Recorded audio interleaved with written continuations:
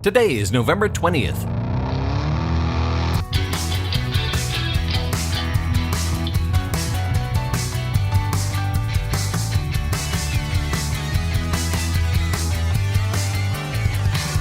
It's the 325th day of the year, and this is the On This Day podcast.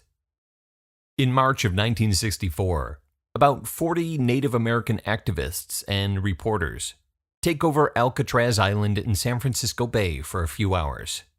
The activists say they are exercising their rights to reclaim abandoned and surplus government land, per an 1868 treaty. The federal prison on Alcatraz is closed the year before in 1963, and the island declared surplus land in 1964. The activists that occupy the island in March 1964 even offer to buy the land back from the U.S. government for 47 cents an acre, the going price the feds are offering Native Americans for land in California. After a few hours, federal authorities threaten the activists with arrest, which brings the 1964 protest to an end. But that's not the end of it. As discussions about what to do with Alcatraz Island continue over the next few years, and the possibility of commercial development overshadowing plans for a Native American cultural center on the island, Indian activists decide to stake their claim in no uncertain terms. On this day in 1969, 89 Native Americans take to boats and make their way out to Alcatraz Island. They call themselves Indians of All Tribes, the IOAT, part of the broader Red Power movement of the 1960s and 70s, and they plan to take back land that once was Native territory. The U.S. Coast Guard sets up a blockade between the mainland and the island, but the contingent of men, women, and children activists circumvents the blockade and lands on Alcatraz. Many more join them on Thanksgiving Day 1969 and in the weeks and months that follow. As many as 400 activists participate in the Native American occupation of Alcatraz Island that begins on this day in 1969. The activists cite the Treaty of Fort Laramie, the Sioux Treaty of 1868, between the U.S. and the Lakota people, as their justification for claiming the island. The treaty includes a provision by which descendants of the Sioux Nation can reclaim abandoned federal land adjacent to the Great Sioux Reservation in South Dakota. But the American Indian activists read the treaty as relating to all abandoned federal land.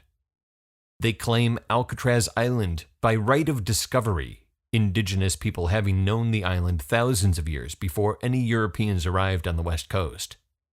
And they want to hold the U.S. government accountable for all of the broken treaties and stolen land of the past 2 centuries. They garner support from other activists in the Red Power movement. Members of AIM, the American Indian Movement, show their solidarity with the IOAT occupation of Alcatraz by painting Plymouth Rock in Massachusetts red on Thanksgiving Day in 1970, halfway through the Alcatraz occupation. The Indian termination policy of the 1940s and 50s is another issue for the activists, a policy intended as a means to assimilate native tribes into mainstream American society, basically ends federal recognition of tribes, long-standing treaties, and the American Indians' special relationship to the federal government. During the 19-month-long occupation, President Nixon rescinds the Indian termination policy and replaces it with a policy of Native American self-determination, a policy many years in the making of tribal self-governance and decision-making that gains momentum through the publicity generated by the occupation of Alcatraz. And during the occupation, the process to designate Alcatraz Island as part of the national park system has begun. Native American leaders leading the occupation push for a cultural center to be built on the island, but federal negotiators will not commit to anything as long as the occupation continues. By mid-1971, the occupation is maintained by just a few diehards, 15 activists who maintain the stand. In May 1971, the feds cut power to the island, and in June, federal authorities forcibly removed the last remaining activists, ending the occupation of Alcatraz 19 months after American Indian activists take over the island on this day in 1969.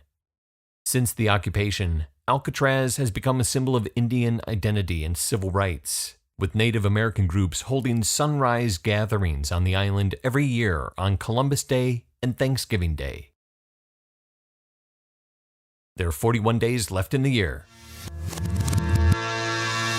On This Day is produced by me, Dave Schultz. Thank you very much for listening. On this day in 1820, an 80-ton sperm whale rams the whaleship Essex in the South Pacific. The ship sinks and her crew takes to 3 small whaleboats, lost adrift in the ocean and forced to commit unspeakable acts.